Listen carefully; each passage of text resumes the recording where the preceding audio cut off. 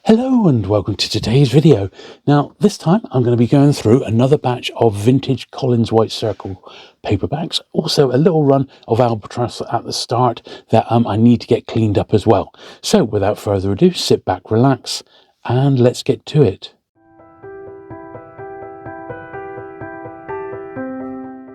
Okay, so I've got a small batch of Albatross paperbacks, not enough for a dedicated video, so I'm just going to pop them on and give this little pile of about a dozen Albatross. I'm going to give them a bit of a clean before we get stuck into the next batch of 50 Collins White Circles. So this one here, it has got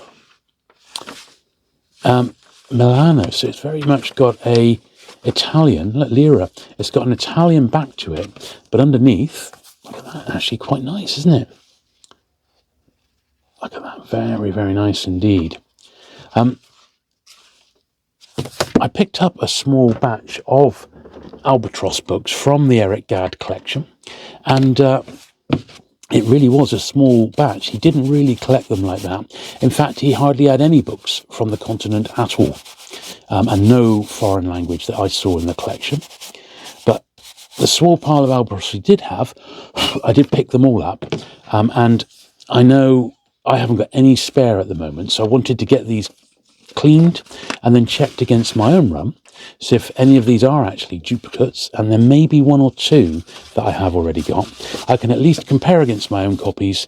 And then there's been a couple of people who've been asking me for them, so have you got any Albatross books? And I can at least get back to them and say, well, yes I have, or no I haven't. But that one I'm pretty sure I've never even seen it before, The Trees at number 553, so that I'm certain is a new one on me. What's this one? They're not in any sort of order here. One in America, number 39, Eric Linklater.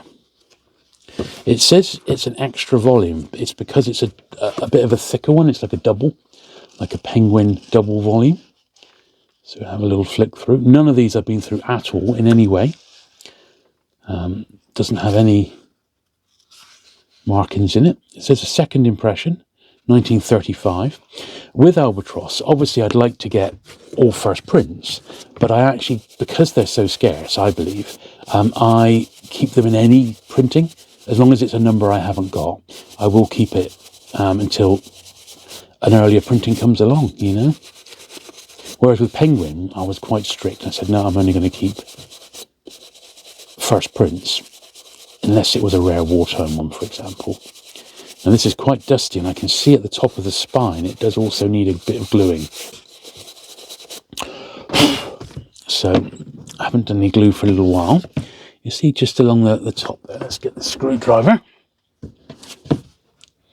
Now this is multi-layered, so there's that little bit there, but also more substantially underneath. So this glue's feeling a bit on the low side. Of course, I did last time with all the Collins, I did glue quite a bit. So slight disaster there. I managed to get some glue on the board, but that's okay. It does wipe off quite easily. Right, let's actually see if we can get it in now. I wasn't actually expecting it to come out quite as quickly. So there we are. And then another tiny bit on there. And then we just push that down, and hopefully it will stay. It will stay down.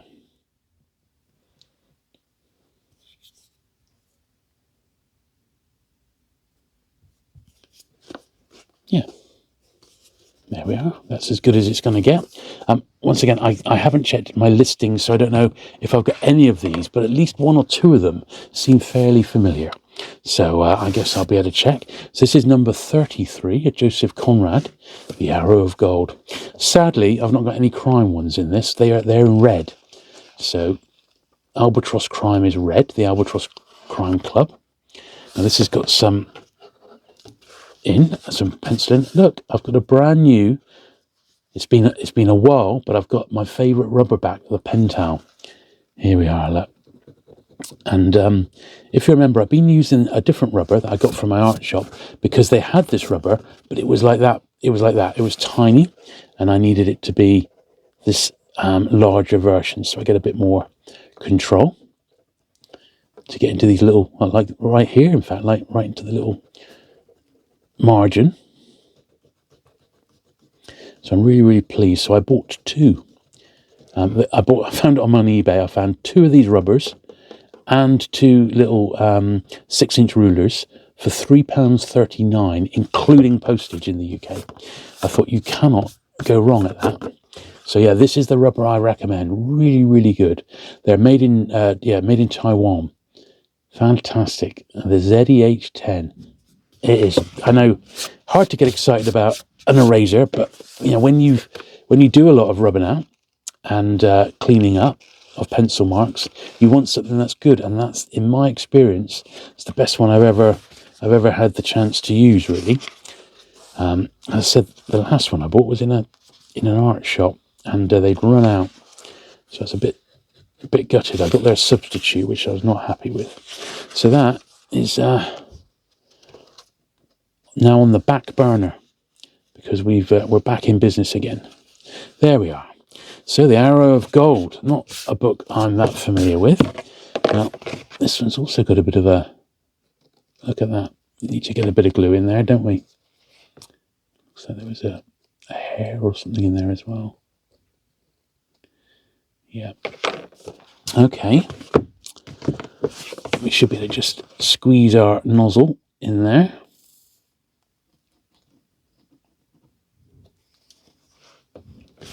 So I hope at the moment you are enjoying the mixture of books. So it's vintage paperbacks followed by Penguin books, then different vintage paperbacks. I know I've been a bit heavy on the Collins lately. It's because that's the publisher I'm most trying to tackle. I have got other stuff to do. I've got other Penguin stuff to do. I've even got some Puffins. So there's still lots on the horizon to get done over the next few months. And who knows, by that point I might have ended up buying another collection. So, although I daren't. Right, H.M. Pullum Esquire. And this one is in a dust wrapper, number 562. So let's take it out of its little wrapper first of all. Did we brush this one? I don't think we did we? Let's get this out of the way. I don't think we brushed this, although it's not too bad, actually. Yeah, that one wasn't too dusty, in actual fact.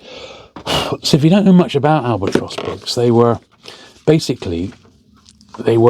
English language books for people living in Europe prior to World War II. And the books were only allowed to be sold in Europe. They weren't allowed to be sold in the UK or the USA. So not to be introduced into the British Empire. So that would also mean Australia, New Zealand, India, places like that.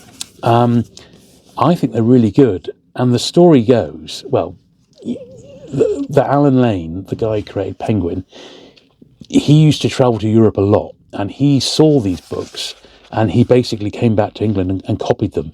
So the fanciful story goes that he was in Exeter railway station, and he just visited Agatha Christie, and he was looking for something to read, and all he could find at the W.H. Smith's bookstore was hardbacks. They thought, no, I must get some paperbacks, and thought, I'm going to go back and publish them myself, because he worked for the publisher John Lane.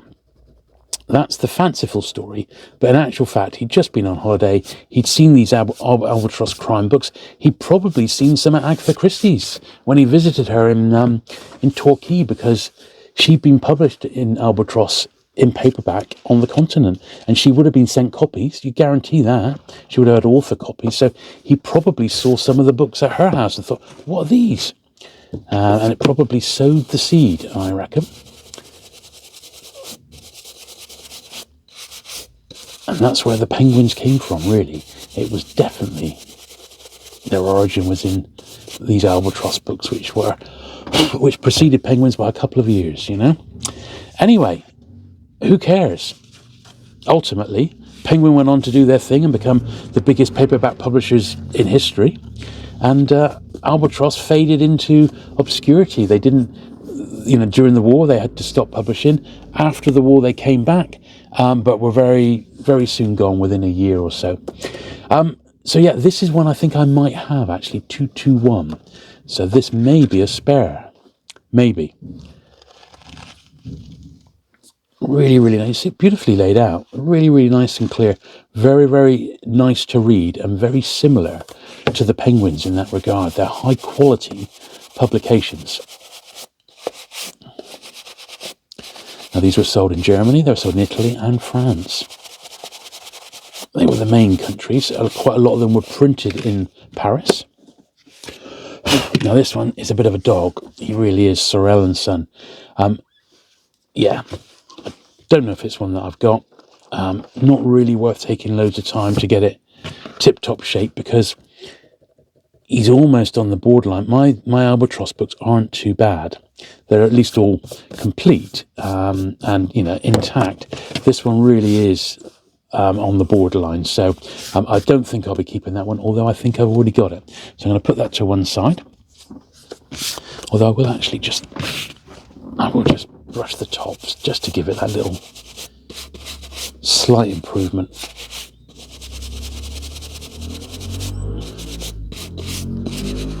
But not great, unfortunately. I really don't think it's worth spending any more time on that one. This is another one. I think I've got this, Magnus Merriman. So it may be a double, which would be good. It'd be nice to have a few doubles. So there's a bit of pencil at the back there that I can trade on. But they just do not turn up like that. They do not turn up. Albatross books are scarce commodities, and these are the only ones I've picked up probably in the last 12 months. I've not been looking for them to buy at the shows or anything like that, but I have been on the lookout for them when I've been buying collections, and they're just not there. They are not included, and I think they're just either not around generally, or there's just not a lot of them in circulation in the UK. I wonder how easy these are to actually pick up in places like Paris, or just in any English-speaking bookshop in Europe. I wonder if these Albatross books are actually a bit more common over there than they seem to be in the UK, because they're much, much harder to get than Penguin books, that's for certain. And of course, they did do the Albatross Crime Club, which is fantastic, really. And those are very, very collectible. There's no two ways around it. And that does include as well a lot of Agatha Christie's. I think there's 15 Agatha Christie in Albatross Crime Club, and they're all expensive. Right, that's that one cleaned inside as best we can. We do, I think, it's worth putting just a tiny bit of glue down here. And also the... it's already sealed up on me. That's what it's like. Here we are. And also the top of the spines, top and bottom.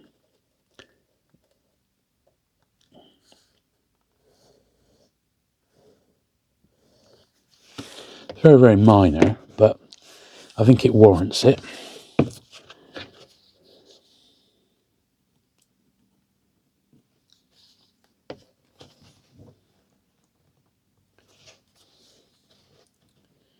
Just squidging out a little bit, but we don't mind that because, as I've said before, you won't see it once it's dried. It does seem to need a little bit more under there.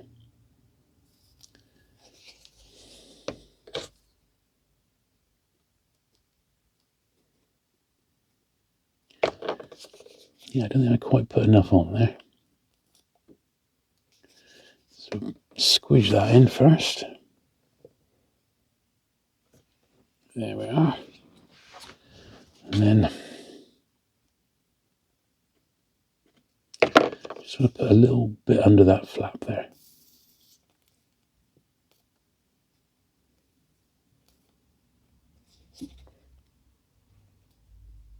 There we are.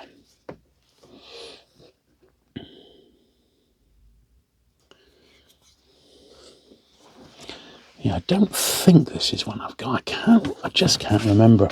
I haven't got that many Albatross. I've probably only got about 150. Yeah, that's already been glued, so it's not going to be able to do anything on that myself. Let's just do the top here.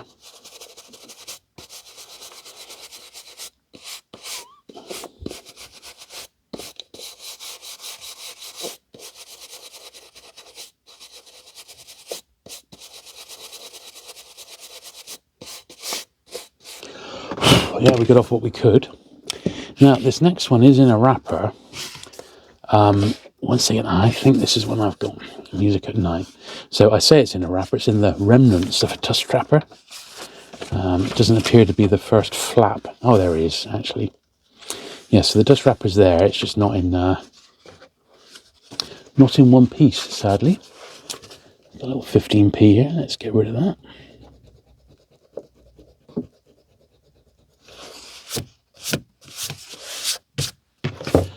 Oh, it's lovely having my new rubber back, I cannot tell you. No, that's actually a pretty nice copy, isn't it, that one? Just the dust wrapper that's tatty.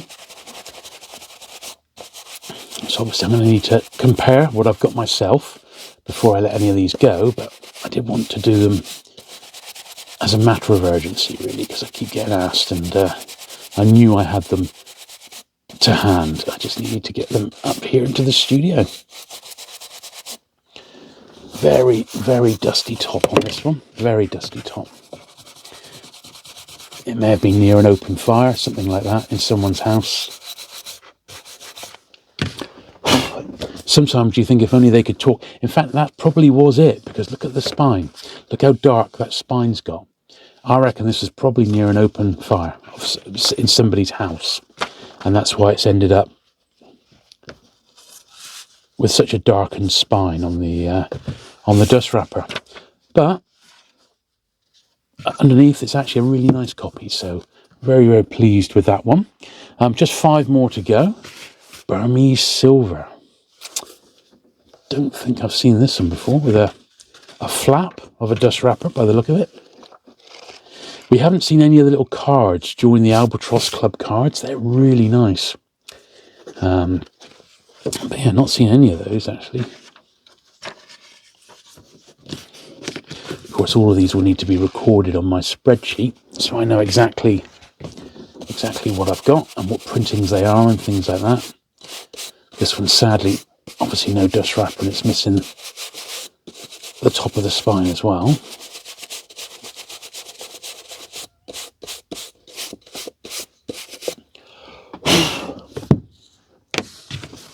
A bit missing from the top of the spine there.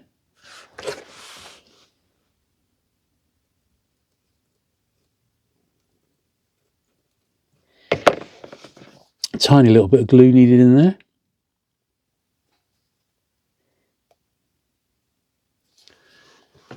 Probably overdid that slightly. There we are.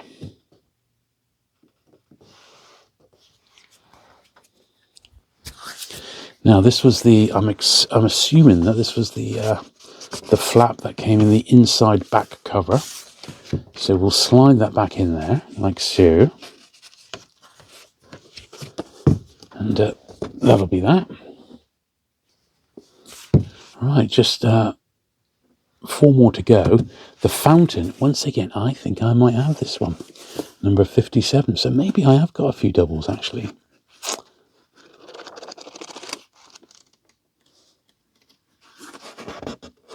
Another big, thick book.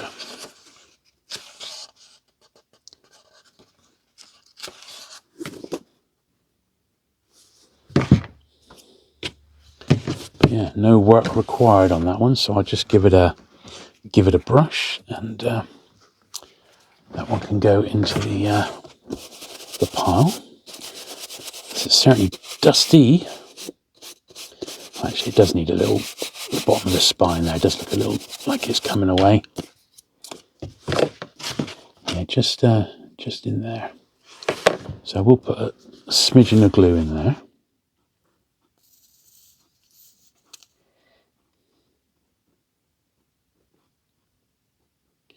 And I think I better get some more glue on the way, because I am getting low. And I've still got lots and lots of really vintage books to clean up and repair. And that may be, I'm going to need a lot more glue. So particularly those Collins white circles, because so many of them, the spines come away completely. They just disintegrate in your hand. Right. Black Mischief, yeah, Evelyn Waugh. I'm pretty sure I got this one. A good one to have, though. Good one to have a double of if it is a double, which I think it is. I got £1.50 in.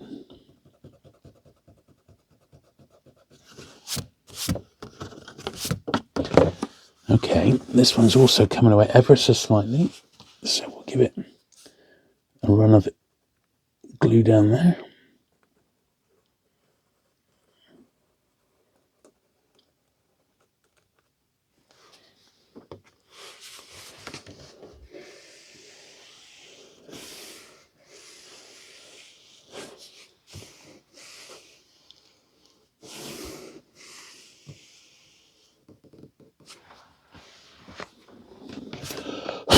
There we are.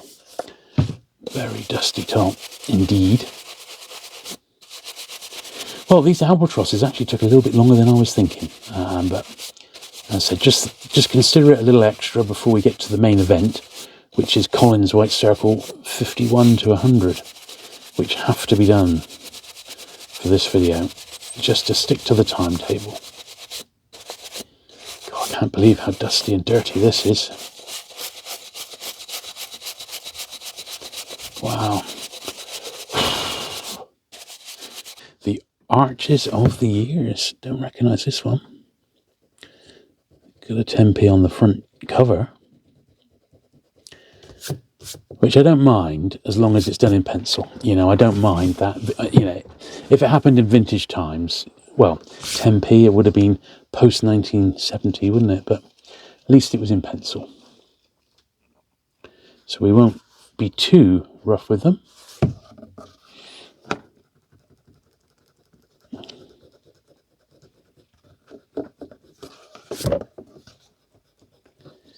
There we are. Okay.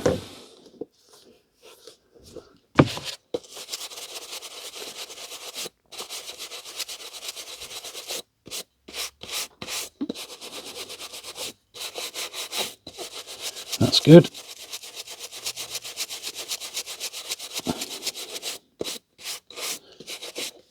And then just one more, which is Miracle on Sinai, Osbert Sitwell.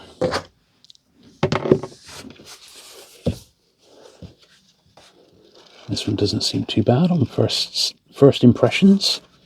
Number 208, 1934. Looks like it's a nice first print. That seems absolutely fine. It just needs the brush, and that's done. So that's all the Albatross books we're going to be looking at this week. But we'll move on to the main event now, which is the Collins White Circle. So I hope you didn't mind that little detour. Something a tiny bit different, but since I had such a small wedge of these, I thought it might as well just include them at the start here with these Collins White Circles, of which I cannot wait to get stuck into the next batch. Good stuff. Okay then, so cracking on with Collins Crime Clubs. This is number 52, so evidently, at least at the moment, I'm missing number 51, because 50 was the last one we did, which was that film tie-in. So quite foxed inside this one. Yeah, I was looking to see if it actually said what number 51 was, but I can't see it in the list there. Oh, there we are. Oh, Death in the Clouds, Agatha Christie. So that's the one I'm missing, which is a shame. Shame, because it's a Christie, but I can't see it in the pile I've got coming up, so I will assume that one's missing. Yeah, I don't remember ever having that one, actually, so that is a shame. In the first 50 books, when I edited that video and updated my list, I found that I was actually only missing one of the first 50, which is number 25, which is a shame. It's The Cask by Freeman Wills Crofts, which was re-released by Penguin. So Penguin published it. Later on, they republished it. But I haven't got it in the original Collins format here. But this one here, number 52, it's a fourth print from January 1939. And And that's very, very nice. I see they've added in a Crime Club sixpenny, and also we've now got advert on the back there for OXO. Okay, 1939, so we're right at the outbreak of war. And things do take a bit of a turn for the worse with regards to the quality of the White Circle books. We're okay for probably this next 50 or so, but they do start to slowly deteriorate. And it's funny, the actual numbering of these books was from, well, number 1 up to, I think it's 297, so it's only just under 300 in the crime series, but that was published over the course of about 20 years. So here's number 53, John Road. This is really nice. A bit of a better dust wrapper on that one. Oh, we are forgetting that as we go along, we want to give them a brush. That one's actually pretty good, that one.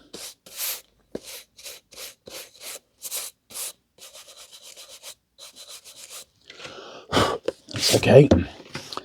I'll do this one now while the dust wrapper's off. This one's also reasonably clean.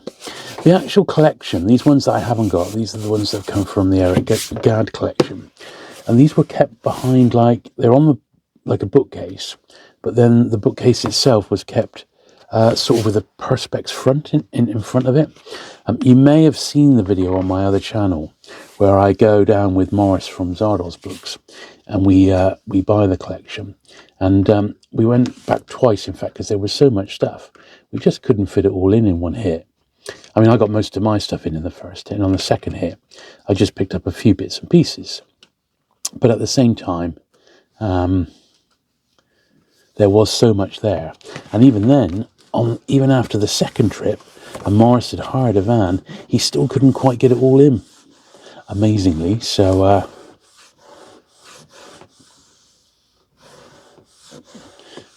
he had to go back and make a third trip, as far as I know. Crazy, eh? So, the Robberthorn mystery.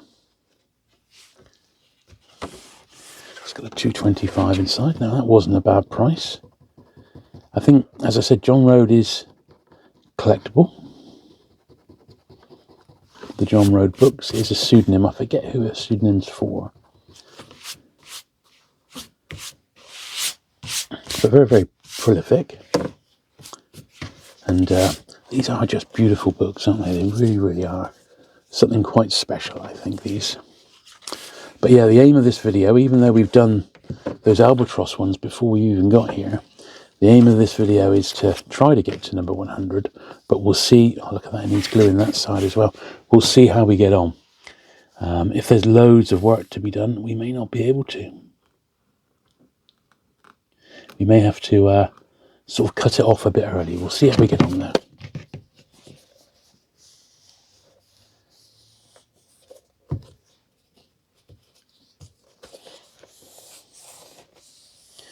Yeah, these the glue on the spines on these White Circles is really, really awful. It just sort of it just disintegrates over the course of the decades, and I don't know whether it's due to heat or the material that was made at the time. I just don't know.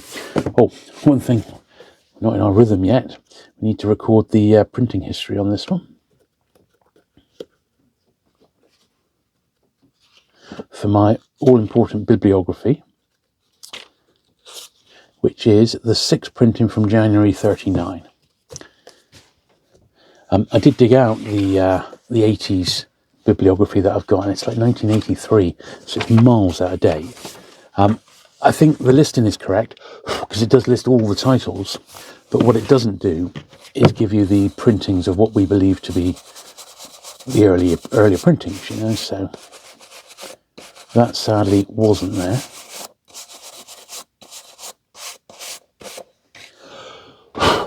There we are, that's a really nice copy. This is number 54, Tiger of Mayfair. This is a 5th print, February 1939. That is an absolute beauty, that one, in a pretty nice dust wrapper as well.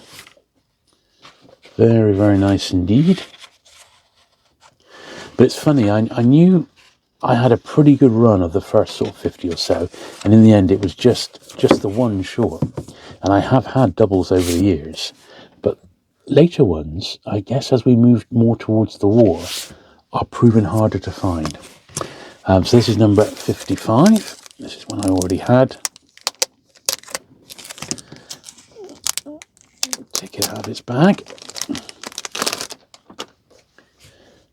Yeah, Murder of a Bad Man. Bravingtons, they were another big advertiser on these.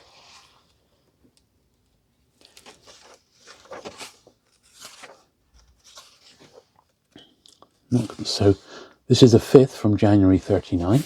Not quite as subtle that one as the last one we saw, the Henry Holt, but look at that. But we won't hold it against him. Look at that, just as I was thinking, oh, we got the tape off okay there, and it decides to rip on me. But I have got my tape here, just in case that was to happen, so we can stick it back down again. So I was looking through my little pile of spares from the first 50. I got to admit, there's quite a few in there I'm looking to read before I get rid of them, to be honest.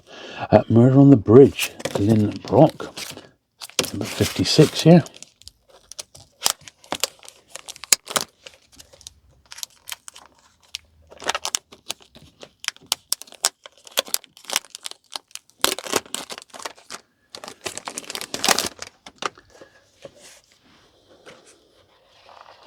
Bit of a water ripple on this one.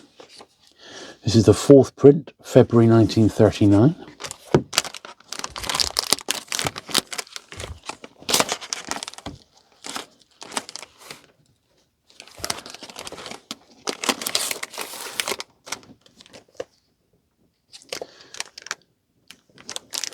A tiny little bit of the cover.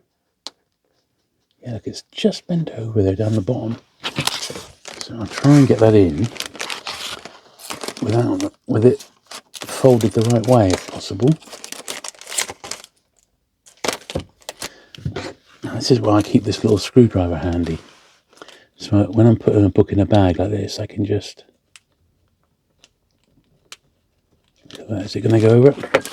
No, the screwdriver trick did not work. Sadly. It's like just a tiny fleck of the bottom of the cover. In actual fact, it's just flecked off. It was that loose. And I guess that's just an example. This book was quite brittle. You can see the pages are a bit dark. So brittleness usually happens after a book has been stored in a really hot environment. And, you know, over the course of 80 years, that's just the sort of thing that can happen, isn't it? You just don't know how long this book was like out and about before it got in the hands of a collector who, you know, kept it in a nice environment. I said, one thing you do notice about books from this period is because a lot of people had coal fires, the books often have like darkened spines or very, very dirty tops where the soot has just gone into the atmosphere over the years. It's left its mark, you know. So this is the 5th from February 39. That seems to be the period, doesn't it? Yeah, so, and soot is obviously not very nice to clean. It's like carbon, isn't it? And it's awful, really. Not very good on your lungs when you're trying to clean it as well. And that was probably the hallmark of that last big haul of these that I had a few years back. It was that they'd been in that sort of an environment, obviously an original owner, and they just weren't. They were all covered in this soot. It was not very nice. Right, number 58, 13 guests. This one's in a wrapper, which you'll take out. Once again, quite a crisp example, that one. Give it the brush, because the ones that have been bagged have already been through my cleaning process, so we don't need to clean those. But all the ones which we haven't, and we get more and more new ones to me as we go along, because it was actually later ones that I was more sure of, even though it's these early ones that I love. This is gorgeous. 4th print in March 1939.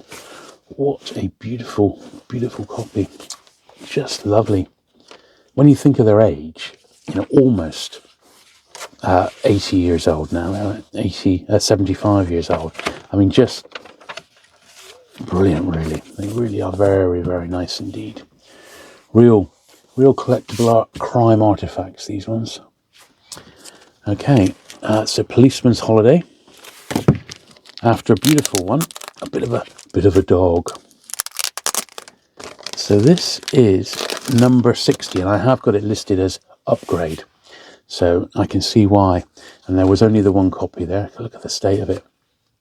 So third print, 1939, falling to bits. And that is far more typical of what you usually find these in than anything else. They're usually hammered. Well, usually one way or the other. It's from a collection which has been well looked after, and it was potentially an original owner who saved them all, or it's just gone through like the second-hand system and they're just not very good. That one, I mean, it really is an absolute dog, and it's not gone in the bag very well either. It needs a little bit of glue just to put this bit back in. Bit of the spines coming away. Just a slither. I'm hoping that'll be enough. Yeah. Yeah, I mean, you almost need to put it in a bag just to stop it falling to bits anymore, don't you? But, you know, that is the nature of these really old books sometimes, you know. You just have to accept what's out there until a better one might come along. But I'll pop it on as an upgrade because, you know, I've had 2 hits of these now, and they are out there. I mean, you know, copies turn up on eBay. Morris has got some in his general stock, you know, and I did pick up a few last time I went up, actually. There was a few that he had to hand, which ones I didn't have, so, you know, they are out there. But I'd ideally like them all like this, lovely. Like number 61 here, absolutely gorgeous.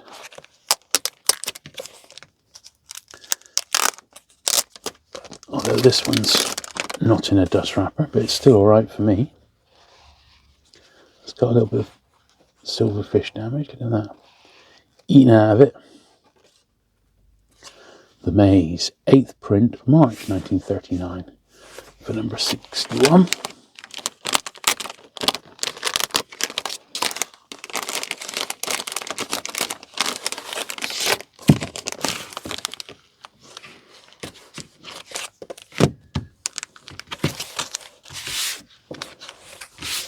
Yep, very nice. ABC Murders, Agatha Christie, for number 63. So there's no number 62, that seems to be missing, but we have got number 63.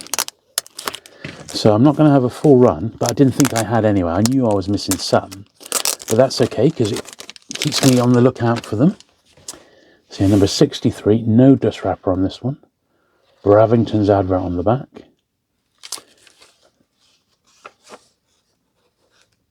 And this is a 6th print from April 1939.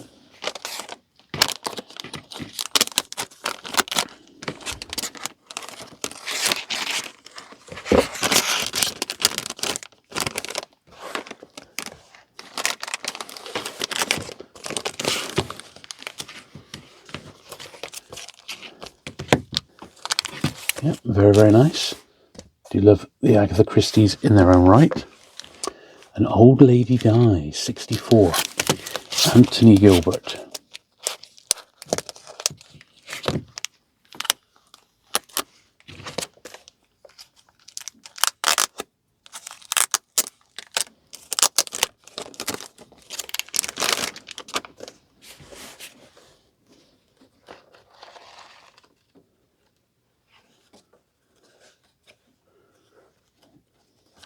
Even this has got a bit of a loose spine, not much. So 5th printing, April 1939. I think since we're here, and I can clearly see it's coming away ever so slightly, we might as well put a little bit of glue down in the spine. Because when I first did these a few years back, I wasn't using this glue, I was using Pritt Stick, which is good, you know, it does the job, but it's not this, which is, you know, the proper bookbinder's glue. And this is really what I should be using. Well, I do. I don't use Pritt Stick at all anymore. It was good, and it still is good in certain circumstances, but this is better.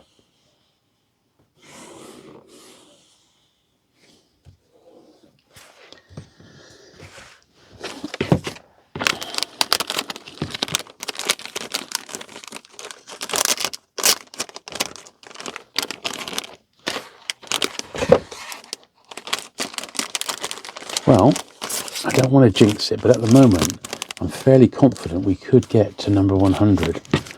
Because I said, I'm missing a few, so it wouldn't be every single one, which would be pretty cool. That's number 64 then. Another one we had here, 65, The Click of the Gate. This one ended up going into a digest bag, so I won't bother rebagging this one.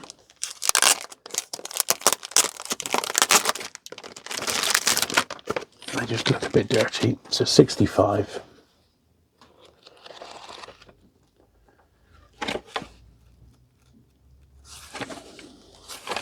This is a 6 printing from April 1939. Pretty nice copy of that. I've noticed the last few haven't had dust wrappers, so I wonder if by now they've already been dropped. Although saying that, this has just appeared in a dust wrapper, so maybe they did. 66 then, Dead Man's Watch. Another one that was in a digest bag.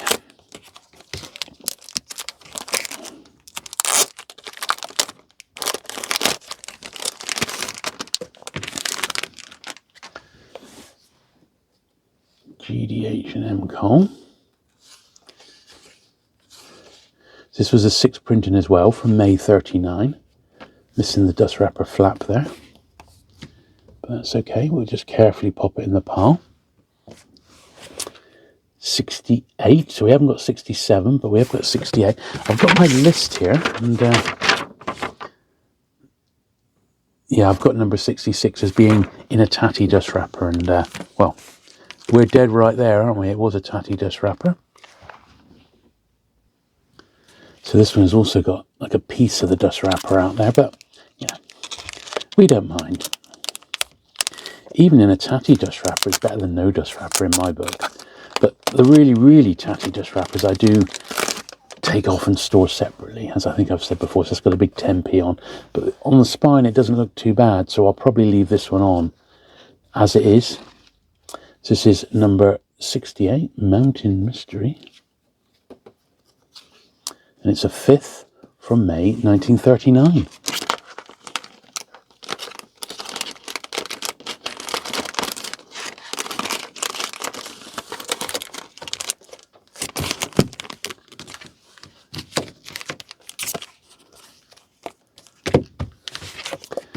So that's okay. I'm going to slide this pile just round there and start a fresh one. So this is a new one on me, The Unknown Terror, Henry Holt, number 69. So it's got a bit of pencil on the front by the look of it, which we shall gently try and rub off.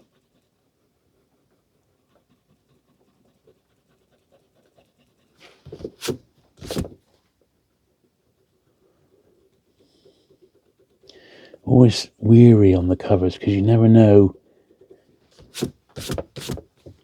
if it's going to leave like a bit of extra damage, or sometimes you rub one bit and then it makes the rest of the cover look really dirty. And you have to sort of blend it in, which I have historically done a couple of times. But this is 69. Yeah, it's going to need a bit of re-gluing by the look of it.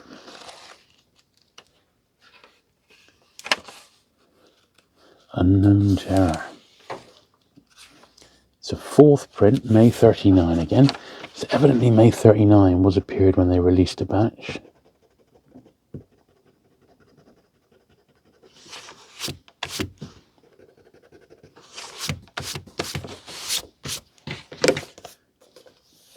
Right. So in this case, I think it was easier to go in through the back, wasn't it? This is where it's gone loose. So let's generously slide some glue in there. See, the weather has got decidedly worse. I don't know if you can hear the rain. And a bit of wind on the old roof of the studio here. That is one drawback of filming in the garden. You do sometimes, you know, you hear like the odd neighbour go around with his bike or her bike, and you are susceptible to the elements a little bit. But usually it's absolutely fine, isn't it? So I can't complain.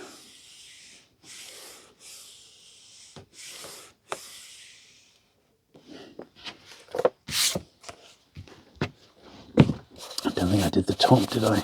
Yeah, no, it's quite a dusty one, this.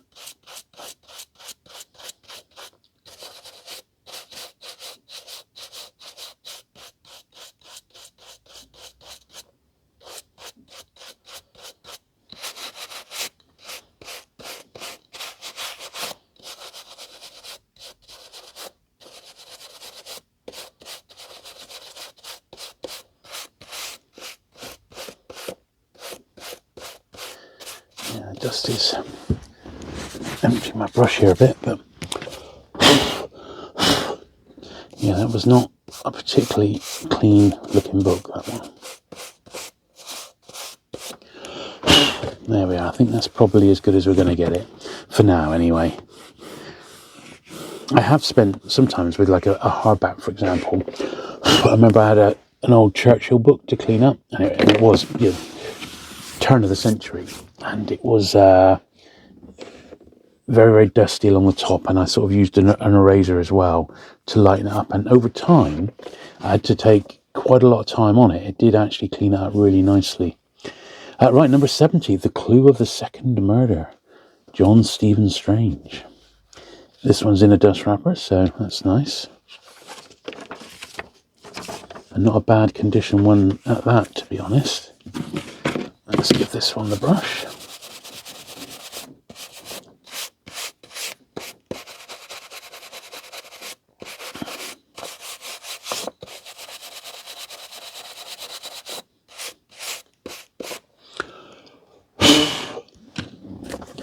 There we are.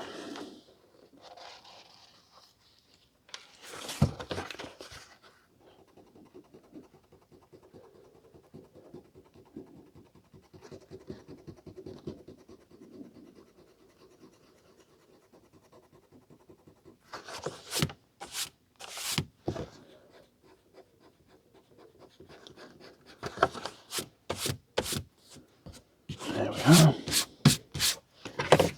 So, number 70, what print is this then?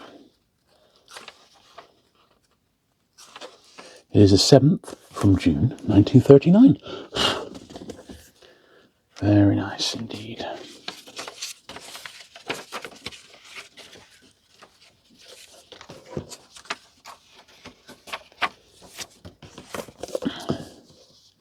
Just a tiny little tear on the dust wrapper there, but it is all intact, so that's very nice, that one. Okay, so number 71, The Shop Window Murders, Vernon Loader. We'll get more and more books that I've never owned before now coming up, because I said predominantly I owned the really early ones, not these sort of later ones, so we'll have more cleaning to do. But that's okay if they're all in this condition. I mean, fantastic. Fantastic. So that's number 71 in a beautiful dust wrapper, and it is 6th print, June 39 again. That, to me, appears like it's never been read. Incredible, really.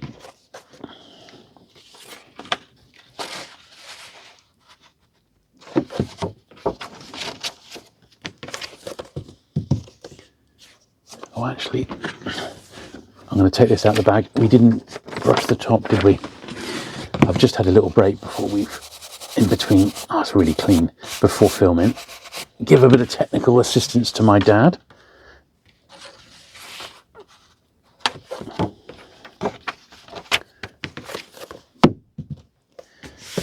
There we are.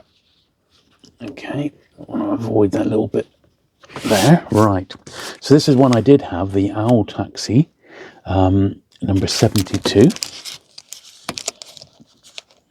What we haven't had so far is any doubles, is it? Last time I did have a pile of about 8 doubles. Doesn't seem to be the case this time, and I think it's probably because there was so many that that I actually needed, you know. But we'll see as we go along. So 72. This one's a little bit worn compared to some of the other ones we've had, but I'm not going to put it on my upgrade list. It is a complete copy, as long as we can see the printing history, of course, which is not on there. Look at that. Now, I'm sure there isn't a page missing, but there isn't a printing history. It looks very, very similar to the rest of them, but that is actually a little bit of an anomaly because there's no printing history that I can see. So maybe it is missing a page, but we've definitely not missed anything there. It just says printed in the UK. It would ordinarily be there, wouldn't it? So a bit of a mystery. To me, it looks okay, but it'll be interesting to see what the Collins bibliography says about that particular one. So no date on that one. There's what's the highest number on the back? So it lists them on the back. Looks like up to number 73 is the highest number.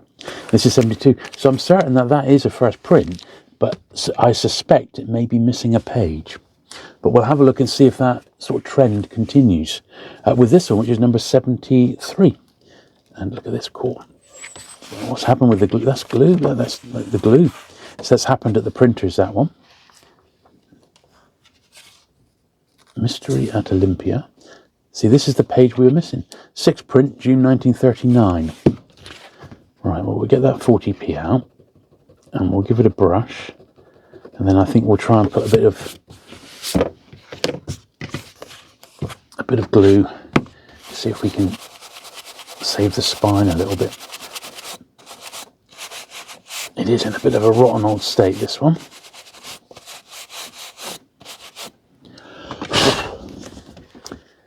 I think that's an understatement. Look at it. Yeah, I think I'd be happier. God, I feel like an archaeologist. I think if we get this off completely, I think we'll be able to get a better fix on it. Where is my blade here? I think that's what we need in this particular instance. I'm going to use this craft knife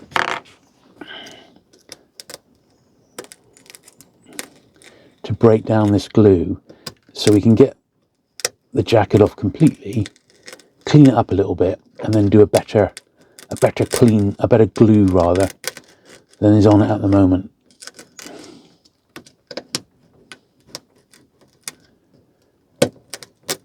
God, you can hear how brittle it is.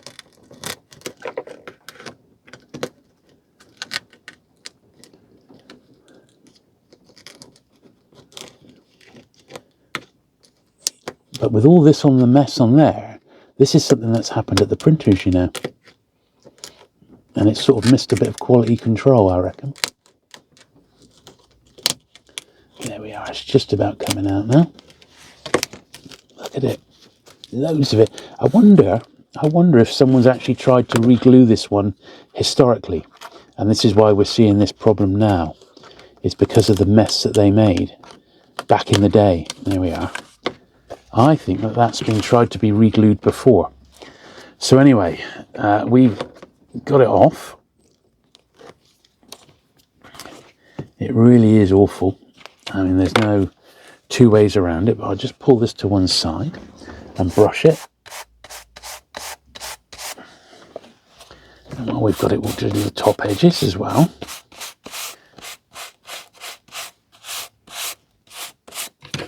There we are. Now, that's probably about as clean as we can get that, so I'll put that to one side.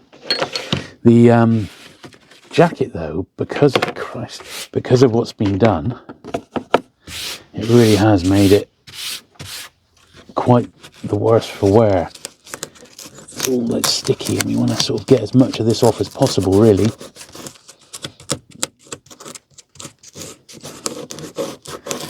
A lot of it is sort of just flaking off with my finger here.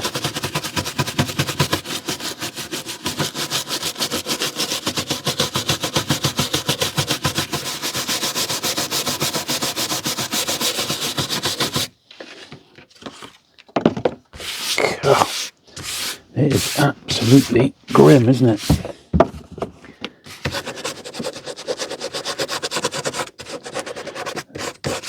don't think I've ever seen one that's this bad.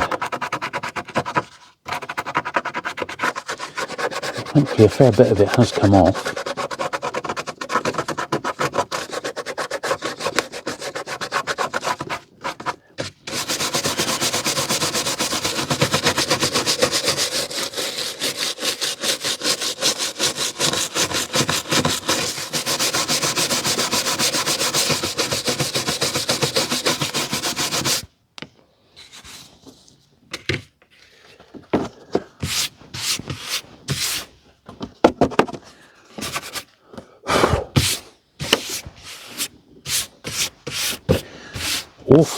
Awful mess.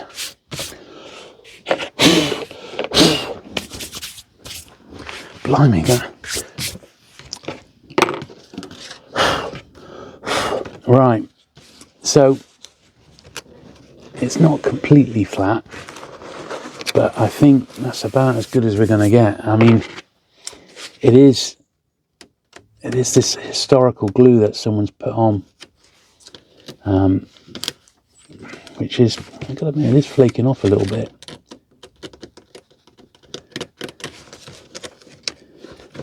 Not well enough, unfortunately.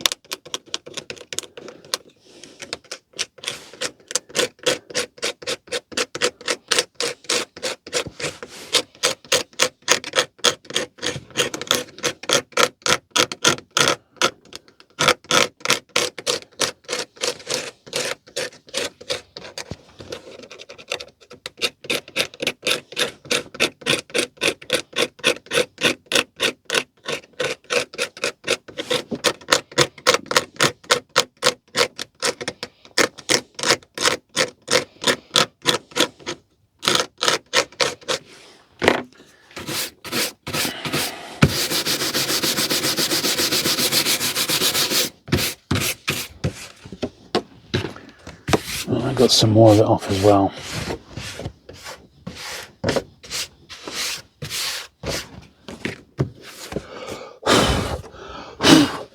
And to think I only vacuumed in here just the other day. Right, I think for now that's about as good as we're going to get it. And I think we can do a much better job of the gluing than what was there to begin with.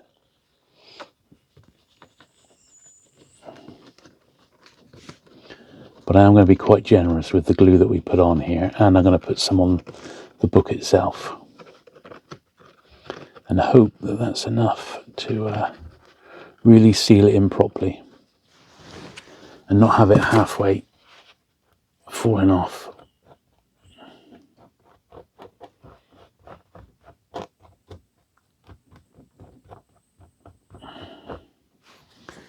Okay.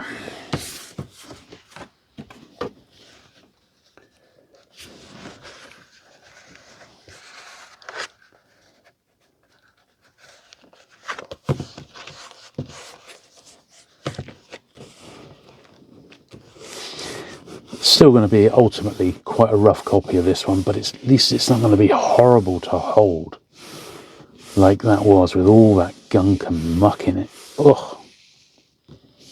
And they hadn't done what we've done and take the cover right off. They just sort of squidged it in.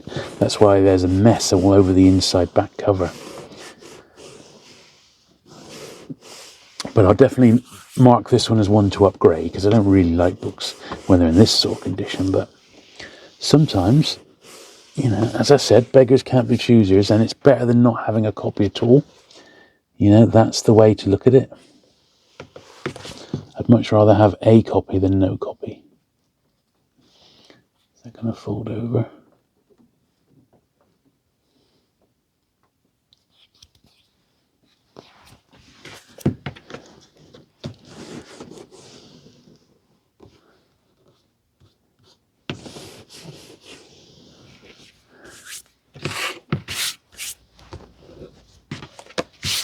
Right. I almost forget if we actually even checked the printing history of this one. So it's a 6 from June 1939. and that's obviously going to need a little bit more time to set properly, but I think we've not done a bad job there in what was an absolute dog of a book, but it has taken quite a long time. So 74, The Musical Comedy Crime, Anthony Gilbert. So this one's also not in a bag, which means it's brand new to me. And this one is a 5th print, July 39. A little bit of pencil in there to get off.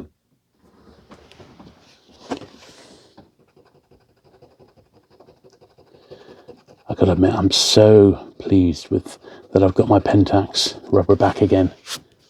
It's just so buttery smooth when you're erasing. I know I should be an ambassador for them, but there you go. So look at that one, very, very dark top. Look at the dust on that. Let's see if we can get that lightened up a bit.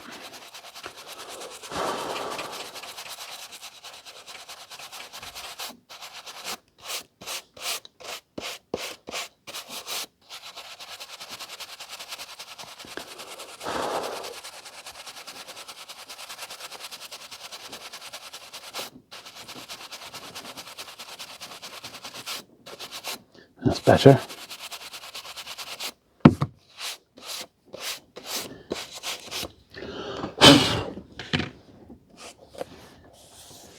Yeah, not the greatest of copies, but it'll do. Right, and Agatha Christie, The Sitterford Mystery, number 75. So this is once again got a tiny, like a mark or name. Looks like a little name, thankfully in pencil by the look of it. Gently try and get that off.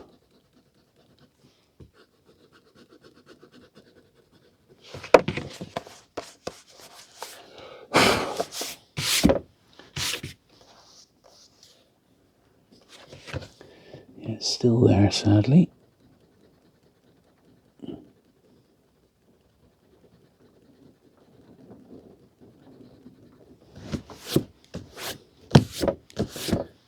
Okay. H. Samuel on the back. Oh, look at this. Can you believe it? Another one. Not quite as bad as what we've just seen.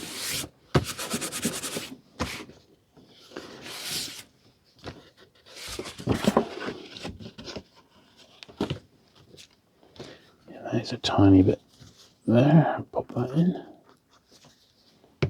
Just to hold that in place when we glue in a minute. Okay.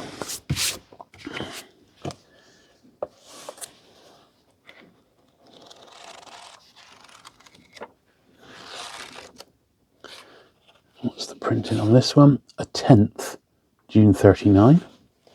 Looks right to me, in keeping with the other books that we're doing all around it. But a complete spine re-glue required.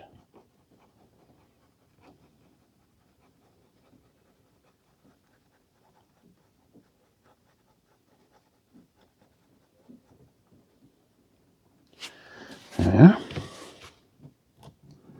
Just a little bit on here. But I think it's got quite a nice purchase surface. So we should be okay.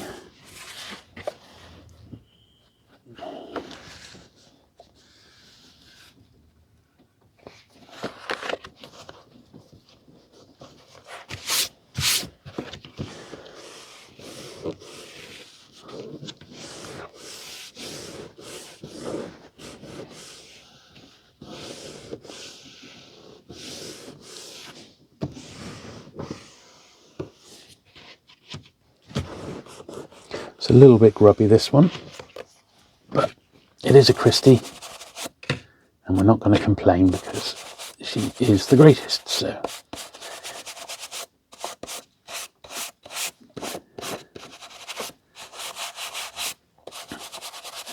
happy to take these in any condition just to get one off the list. There's always the upgrade chance down the line, isn't there?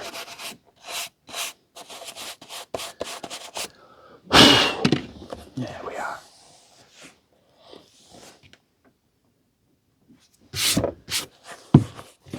Yeah, that'll be fine once it's in the bag, and that'll keep it nice and steady.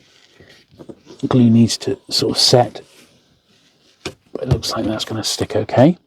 So it was 75. This one, 76, was one I already had.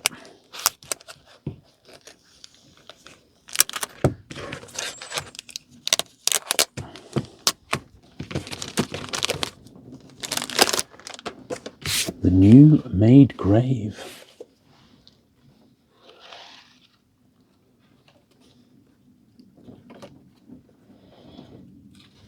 This was a third from June 1939. So all these data points for the books around the ones that we're checking is going to help identify if a book is a first print or not. Because if we come across a book which is suddenly 1940, for example, and all the books around it are 1939, then we can almost assume, and we can check the adverts and things like that, but we can assume that that's probably a reprint. And that's sort of the way I think with these Collins White Circle that the bibliography is going to work. We just have to work on the books that are around it and try and check if it's a first edition almost by association. It seems to be that way, and then cross-check it against other people's collections. So Murder on the Orient Express, for example, we know that the first print of that it's the 8th in paperback, because that's the earliest one anyone's seen. But for a long time, people thought it was the 10th was the first, because no one had come across the 8th. So it just is. Right, so number 77, Murder Gone Mad. Mad, I say. And this is a 9th print from August 1939. Very, very nice. Big click on this. This is an extravagance that wouldn't go on that much longer. But it does seem the first 100 books are actually, apart from them dropping the dust wrap, and I still don't know exactly what number that happens. It may have already happened by now. The books just start to get thinner and thinner, really.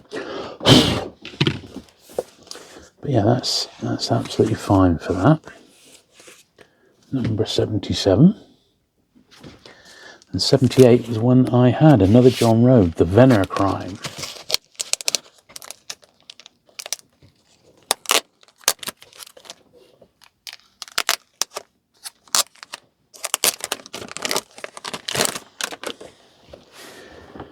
Yeah, a few little sort of pen marks on that one, which I can't do anything about that.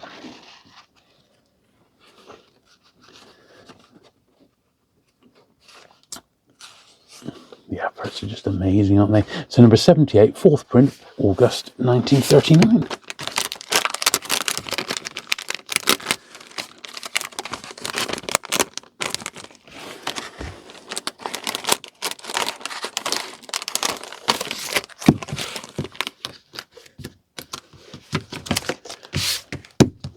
There we are. Yeah, not a single double this time round, which I think is quite interesting.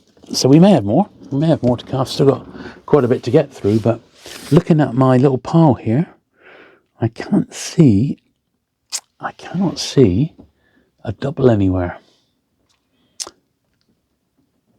Not that I can see. So there you go. Maybe we haven't got any more doubles. We've certainly got some later on, but not in this particular wedge of under a 100. So this is in a wrapper, number 79. Admittedly missing a flap, but it is at least in a wrapper.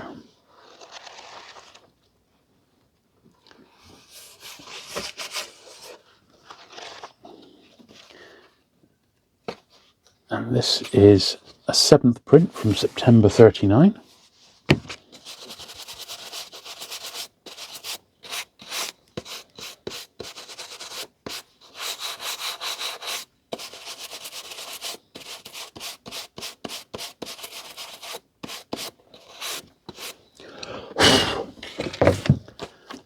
So lovely.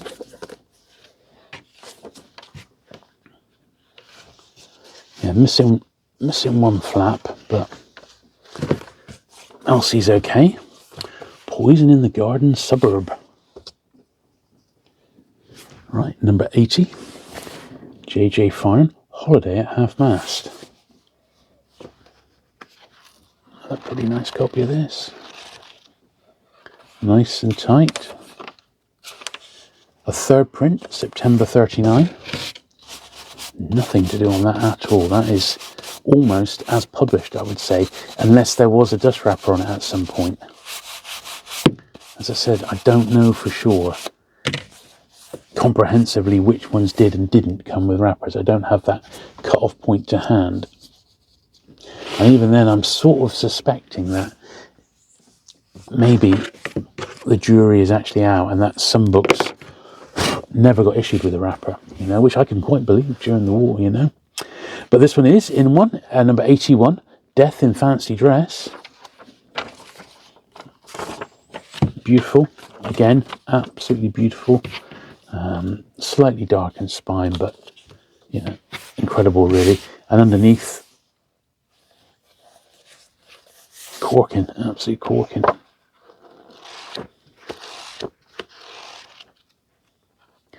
So this is number 81. And it's the 5th, October 39.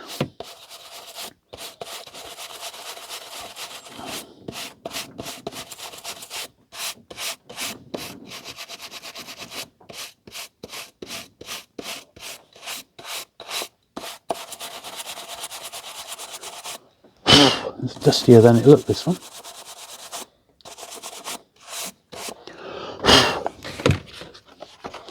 £25 inside, which we shall eliminate.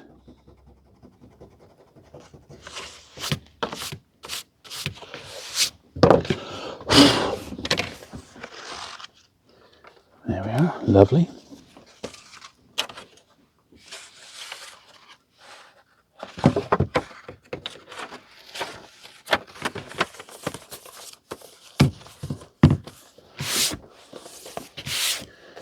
Very, very nice indeed, number 81. Right, I think we should be able to get this licked. We're on 82, so we've got 18 to go, there or thereabouts. And let's see if I've got them all, of course. So hopefully we can get these done, and that'll be it for today's video. So Murder at the College, number 82, no dust wrapper. It's a 7th from October 39.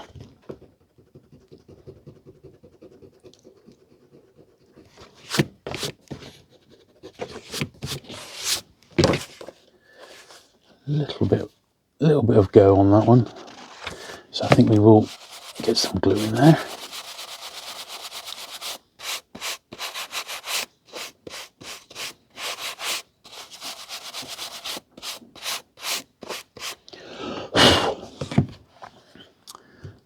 Just a bit, you can see it's sort of coming away a little bit there, but not the full spine, so I'm not going to take it all off, just enough to keep it out of trouble. Probably be fine.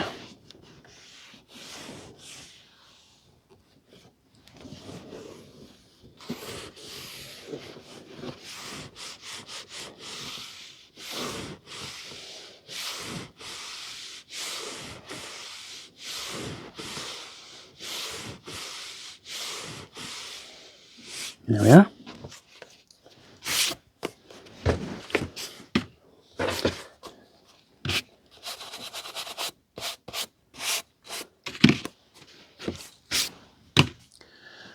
McDonald, the Noose, quite a famous one. This number 83, one I didn't have, so I'm pleased to get this. Not too bad a copy. That spine a bit marked. VG £2. Wow. I'm happy to live with the spine being a bit marked.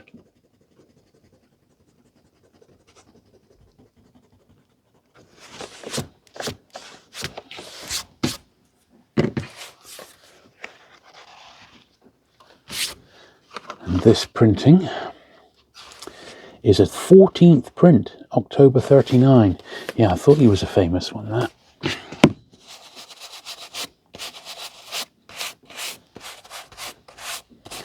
Evidently it sold very, very well in hardback before they decided to paperback it.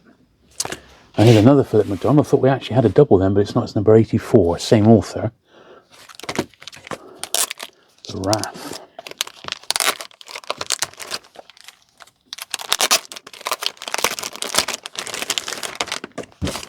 Okay.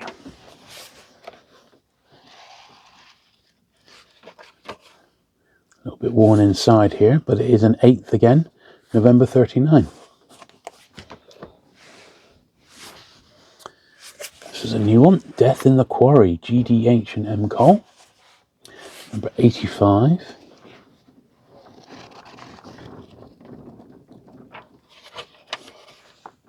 What's this? October 39, so still assuming that this is a first print. It feels fine, it feels like the other ones, so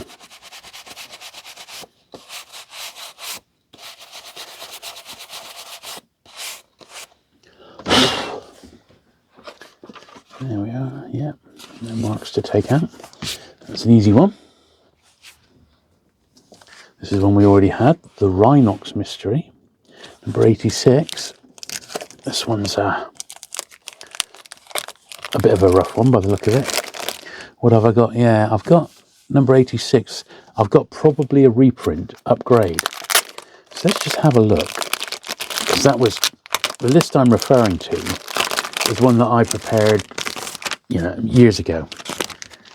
So looking at the front of it, it does look like an ordinary Crime Club. The spine looks right and the back looks right. So the only thing to really indicate if it is a reprint, apart from being a low grade copy, would possibly be the printing history. And it says, we can get the page open, an 11th print from October 39. So I don't think that is a reprint. I think it is a genuine first print. It's just a low grade one, so that'll be on the old upgrade list, that one. This one's new, Murder at the Vicarage. Now, I'm not sure if we have this one already, but what would happen is Collins would re-release certain books again with another number. And this was one of the popular ones, Murder at the Vicarage. So all I can do is note the printing history and check it, because at least the Christie's themselves have been done by the Collecting Christie website. So at least those ones we can cross-reference, as it were. Not the greatest copy of this one. It's an 11th from October 39, so it's in keeping with the rest of the ones around this period. Tiny, yeah, it's tiny, just coming away at the bottom of the spine here. I think I am going to just try and tackle that. Yeah, here we are. Not a lot, it's just a bit. I'm just going to squeeze some of my glue in there, where the old glue has gone bad. I think that little wedge with a bit of pushing is going to do it. There we are. Now we just want to get it a bit squarer.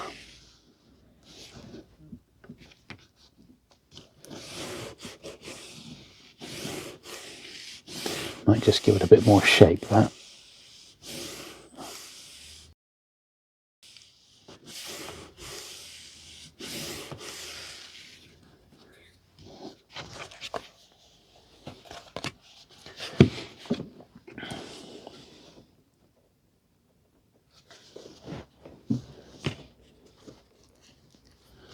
A little bit on the back there, which we've sorted out as well. Still actually coming off a little bit at the bottom of the spine. It's not quite in enough. So I put some of my thick glue in, because I know I shall wedge it in. I know it's going to dry okay. So put in as much of that as I can. Like that.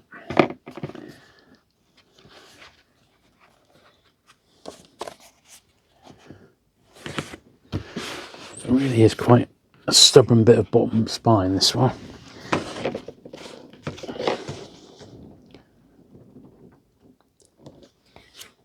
But I think we've got it. I think we've got that. Yeah, evidently been read a few times, this one. And someone held it at the bottom and it was much looser at the bottom than at the top. They hadn't really like held it like that. They held it at the bottom, probably while they were doing something else, and consequently that's where the damage is. But that's okay. We've sorted it out as best we can. Now we actually do have a double. Look at this, Lord Edgware Dies. We've got it twice. So number 88, we actually do have another double. So let's have a look at this one first. This is my latest acquisition. They may not, of course, be the same print. We'll have to check. So number 88, Lord Edgware Dies.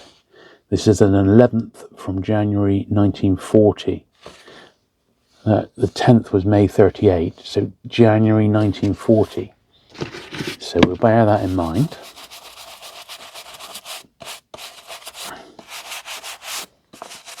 That's the first one we've seen, which is dated in the 1940s. I think the last few have been like September 39, haven't they? So it may be right. It's just in January 1940, the start of the new decade.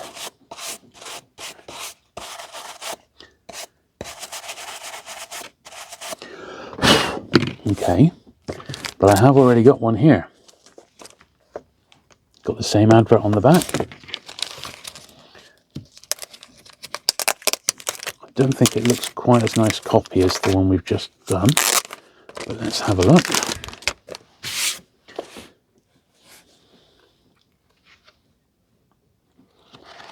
You've got some pencil at the back. And that's after I've been through cleaning, but 11th print, January 1940.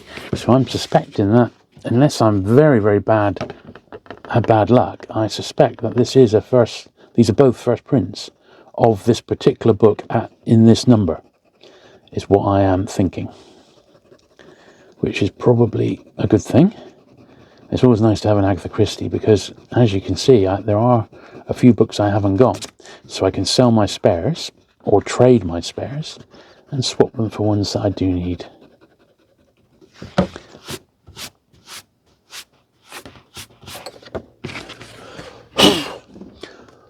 There we are. So which one is best? I think this one's much more worn on there. This one's slightly darker spine, but it's just it just feels better in the hand. So that's the one I'm going to keep. And this one can go back into its bag. This was my original one. And this can be a trading pawn in the future. Someone might well want that one. So that's cool. Cool to have a double. Right. So there I was thinking I didn't have any spares, and there we are. So number 89. So we're almost at the magic 100. And I think, although the video's gone on a bit, I think we might as well try and finish the 100, regardless of how much work's to be done, simply because it would be a nice milestone to get to. So this is number 89. Big, thick book again.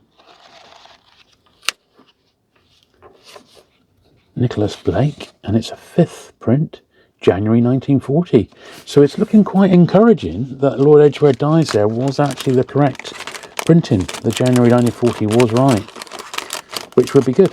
That would be very, very good.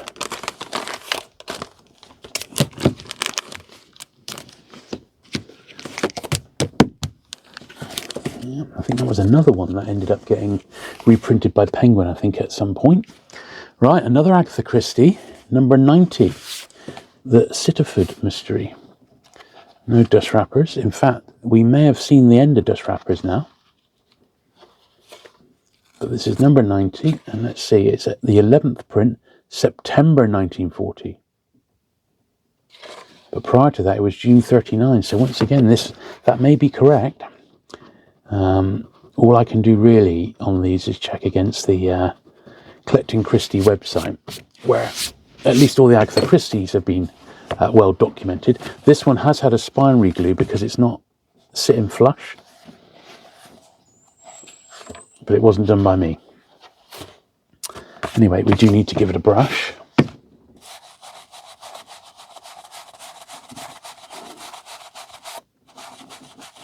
So yeah, this has had a re-glue, but you can see they didn't do a very good job, because but evidently this was another one that had lost its glue.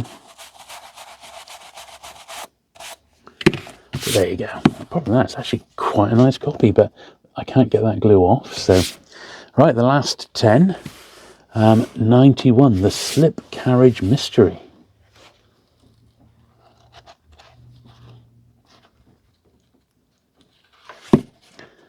Turned over a page there. Corner, rather.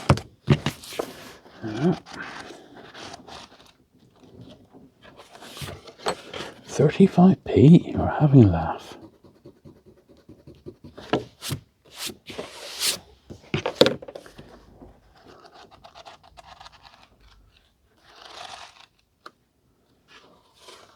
This is 91, and it's where is the printing history? It's not there, and is that because there's a page missing? I think there may be a page or two missing from there. And once again, this may have been repaired in history, so it doesn't show the printing history. That's a shame. So, but looking at that, the next one, this Juliisi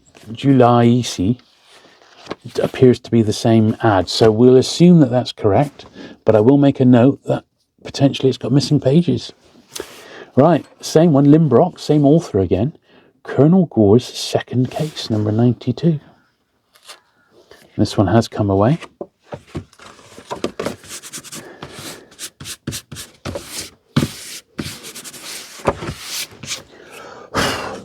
Okay. Let's do the printing history.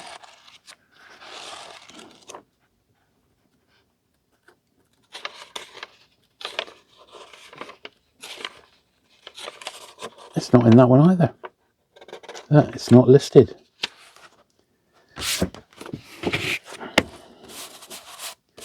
This is no good. But it's funny because maybe it was just an oversight. Because in the Collins checklist that I've got, there were whole batches which didn't have any date at all. And I thought, well, I've got those. I could look them up myself, you know. I don't think we brushed this one. So evidently, it may be that they're not missing a page. They just didn't get them printed to begin with. Which would be quite unusual, wouldn't it? But we have to remember when these were being printed. This is during the war, and things were just mad, you know. Printers were getting bombed. Certainly the printers in Plymouth, where I live, got bombed. And I was reading about Dennis Wheatley, where a lot of his stuff, which was printed in Plymouth historically, some of the crime dossiers, you know, the ones with all the memorabilia in to solve the crime, the originals of those were housed in Plymouth, which was where they were printed, and they all got destroyed during the war, and they never bothered reprinting them again until, you know, back in the late 80s, 90s, when they did facsimiles, which were taken from originals. So this was the times we were living in, whilst Britain was suffering aerial bombardment from the Nazis. It was as simple as that. And printing got heavily affected by the Luftwaffe. And then, like 1942, 43, it was very, very grim indeed. That was the darkest hours, as it were. And those 43, 44 tend to be, in the terms of books, that's when publishing really was suffering massively. And the books from that period tend to be not very nice specimens at all, you know. And consequently are also the rarest books these days. Right. 93, Miles Burton, The Platinum Cat. So, interesting to see if this has got a printing history in or not. This one has a 3rd, February 1940. So we've gone on a month. It says first in front of it. So we'll assume that it is. Put some glue in there in a sec.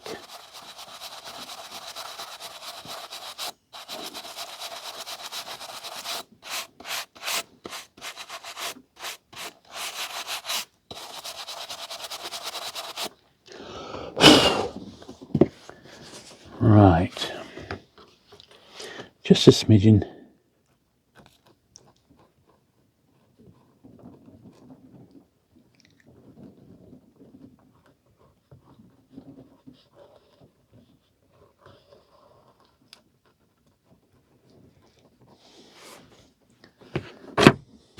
Oh dear. Here we are. Right. I have to crease the cover there. Not very good. Stand up.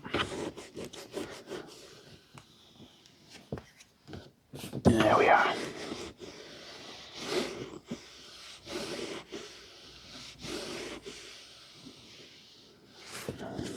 Okay.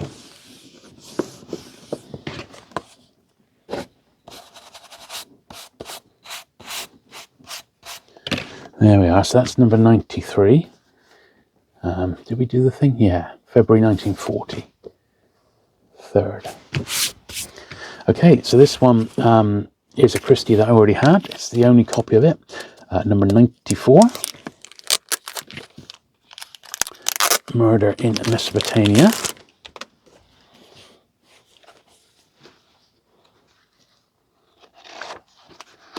Fairly nice copy, although something's been spilt on it there. At the start, a 7th, May 1940. So that'll be one I would check against the checklist. But I think that's the first time we've seen that one in White Circle. And it's, yeah, a reasonable copy, isn't it? Not too worried about that at all. Last little pile, so 95 is Last Will and Testament, another one that I already had.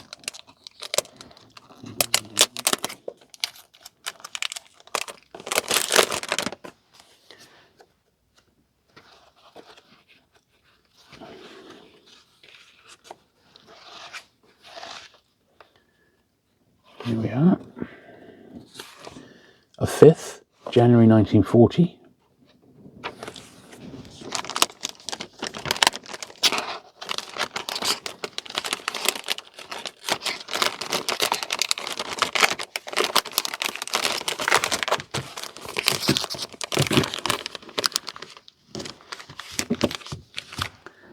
A little bit of tape required on that one. There we are. Move those over. We'll start our very last little stack here. Right, these are all new to me. The Missing Aunt. You just can't believe they just like fall apart in your hands, don't they? Right, 96. It is really incredible how these have just not survived the glue. It's just like disintegrated. It's really, really weird. There is no other publisher like it. There's little patches within Penguin history where it happens. This is a 3rd May 1940. But generally, you know, to have so many like this is very weird, you know.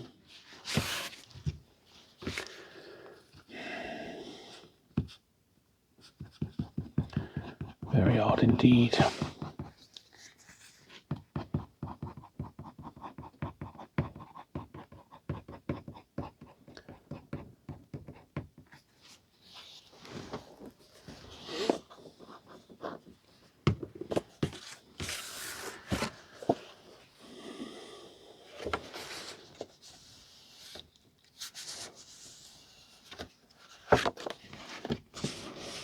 Here we go. So next week, as you watch these, will be another Penguin video, one that I filmed a few months back. I shall be slipping those in. But we have also got Penguin main series, I should say, but we have also got Penguin ISBN, of which I've got about 9 or 10 piles to the left of me. I've also got 2 boxes of 1970s Puffin books to go through. I've got Peregrine books. That's 96. Let's do the printing on this.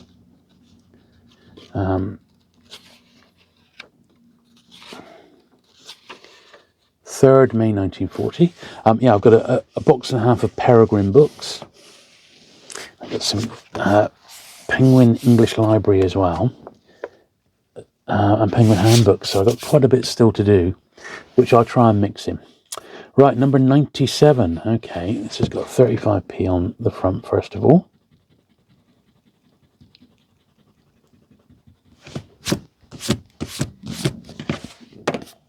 So tape repair, vintage tape repair. But if we pull that off, it's just going to leave a mark, which it would be worse.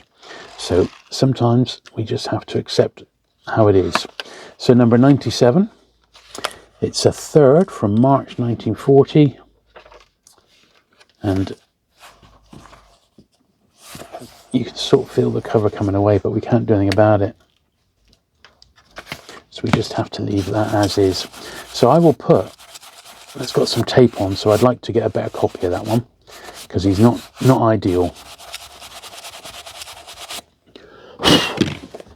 Yeah, not ideal, but not the end of the world, you know. Yeah, March 1940, a third. Probably not too difficult to get, I don't know. Maybe not. Right, Detective in Gumboots, Roger East. Don't know this one, number 98.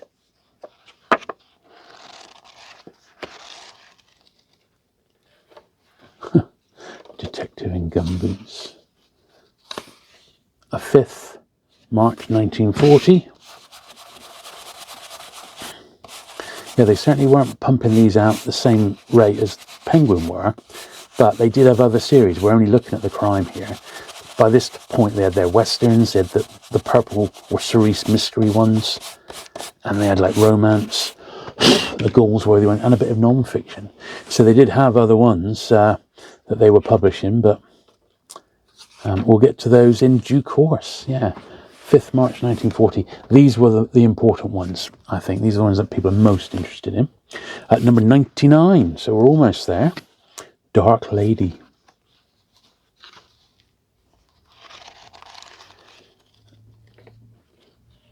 There we are, a little bit of historical pencil by the look of it. So there you go. So I hope you've enjoyed today's video.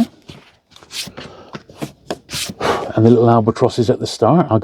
Next one, I'll bring some more odd bits and pieces that are a 3rd June 1940.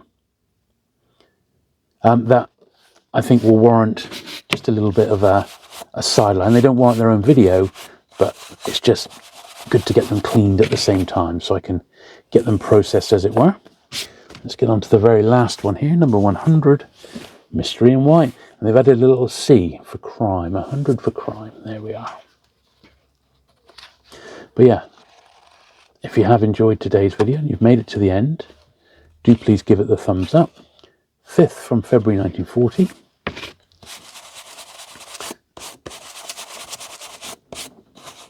Obviously, if you haven't already, do please subscribe. We're not looking for mega numbers on this channel. We're over 2,000, which is cool.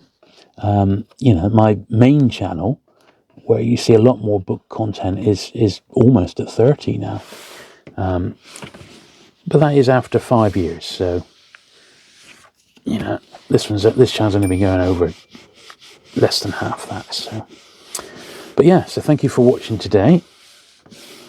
And I have another rather older Penguin video for you next week.